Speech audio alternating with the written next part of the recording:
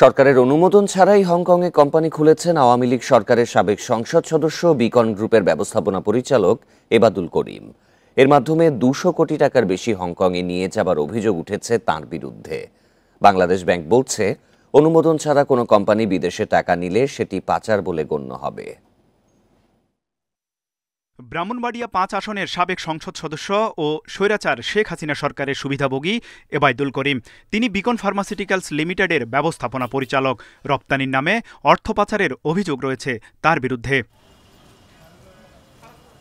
সরকারের অনুমতি ছাড়াই 2016 সালের 23 আগস্ট হংকংয়ে বিকন এশিয়া প্যাসিফিক নামে একটি কোম্পানি খুলেন তিনি। সে দেশের তালিকাভুক্তি সনদে কোম্পানির প্রতিষ্ঠাতা হিসেবেও নাম আছে মোহাম্মদ এবাদুল করিমের, আর ঠিকানা হংকংয়ের নাথান রোডের বেল হাউজে। ওই সময় বিকন এশিয়া প্যাসিফিকের নামে হংকংয়ের HSBC ব্যাংকের একটি শাখায় অ্যাকাউন্ট খোলেন এবাদুল করিম। ব্যাংক লেনদেনের তালিকা পর্যালোচনায় দেখা যায় 2017 সালের জানুয়ারি থেকে নভেম্বরের এই 11 মাসে 288 কোটিরও বেশি টাকা HSBC ব্যাংকের ওই শাখায় গেছে বাংলাদেশ থেকে। মূলত হংকংয়ের প্রতিষ্ঠানটিতে বিনিয়োগের জন্য এই টাকা পাঠানো হয়। এছাড়া আরব আমিরাতের দুবাইয়ে বিকন গ্লোবাল অপারেশনস নামে আরেকটি প্রতিষ্ঠান চালু করা হয়, যার লেনদেন চলে দুবাইয়ের মার্শেক ব্যাংকে।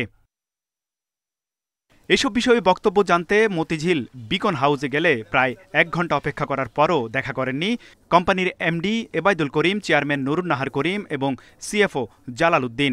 ফোনও ধরেননি এবাদুল করিম। পরে ফোনে কথা হয় চেয়ারম্যান নুরুন নাহারের সঙ্গে। তিনি হংকংয়ের কোম্পানি স্থাপন ও টাকা পাঠানোর বিষয়ে কোনো মন্তব্য না করলেও দুবাইয়ে টাকা পাঠানোর বিষয়টি স্বীকার করেন।